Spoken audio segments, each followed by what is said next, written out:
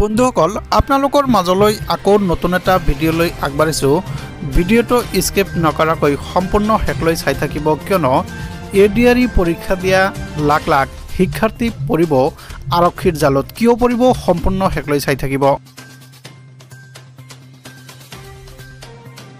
হয় বন্ধুসকল, আপোনালোকে ঠিকেই শুনি আছে, আপোনালোকে ঠিকেই চাই আছে। আৰক্ষীৰ জালত পৰিব নেকি এডিআৰই পৰীক্ষা দিয়া শ পৰীক্ষাৰ্থী?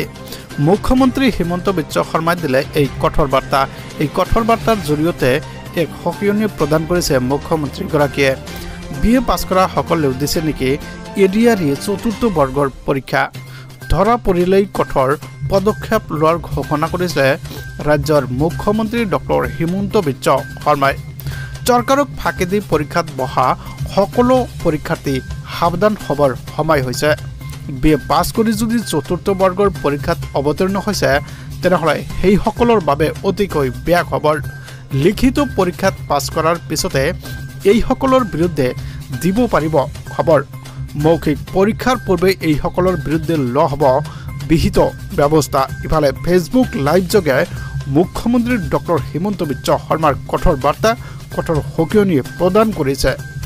আৰক্ষীৰ জালত পৰিব এডিআৰই পৰীক্ষা দিয়া সহ পৰীক্ষাৰ্থী, কিয়নো BA পাছ কৰি চতুৰ্থ বৰ্গৰ বাবে পৰীক্ষাত অৱতীৰ্ণ হৈছিল।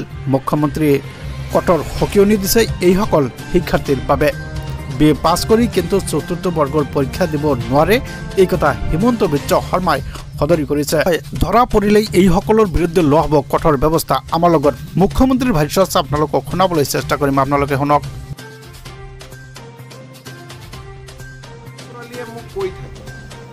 যে চতুৰ্থ শ্ৰেণীৰ পৰীক্ষাত BA পাছ কৰা ল'ৰাইও পৰীক্ষা দিছে। এতিয়া কথাটো হ'ল, আমি কোনোবাই যদি নিজকে চৰকাৰক ফাঁকি দি পৰীক্ষা দিয়ে, তদন্ত নোহোৱালৈকে মুখ্যমন্ত্ৰীয়ে গম পাব নোৱাৰে। কেতিয়াবা আপোনালোকে এনেকে মোক ফেচবুকত লিখে, টুইটাৰত লিখে যেন মই চব গম পাওঁ। কোনোবা ল'ৰা এজনে যদি BA পাছ কৰিও নিজৰ যোগ্যতাটোক লুকুৱাই পেলাই চতুৰ্থ শ্ৰেণীৰ পৰীক্ষাত আবেদন কৰে, মুখ্যমন্ত্ৰীজনে কেনেকে গম পাব? আপোনালোকে খবৰ দিব।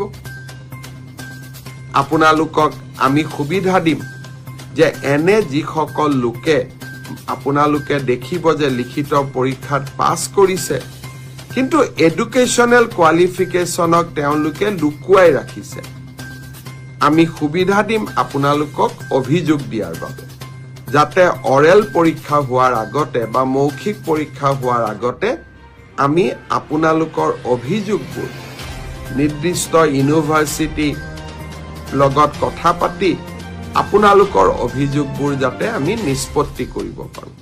বহুত ল'ৰা ছোৱালীয়ে মোক কৈ থাকে যে চতুৰ্থ শ্ৰেণীৰ পৰীক্ষাত BA পাছ কৰা ল'ৰাইও পৰীক্ষা দিছে। এতিয়া কথাটো হ'ল, আমি কোনোবাই যদি নিজকে চৰকাৰক ফাঁকি দি পৰীক্ষা দিয়ে, তদন্ত নোহোৱালৈকে মুখ্যমন্ত্ৰীয়ে গম পাব নোৱাৰে। কেতিয়াবা আপোনালোকে এনেকে মোক ফেচবুকত লিখে, টুইটাৰত লিখে যেন মই চব গম পাওঁ।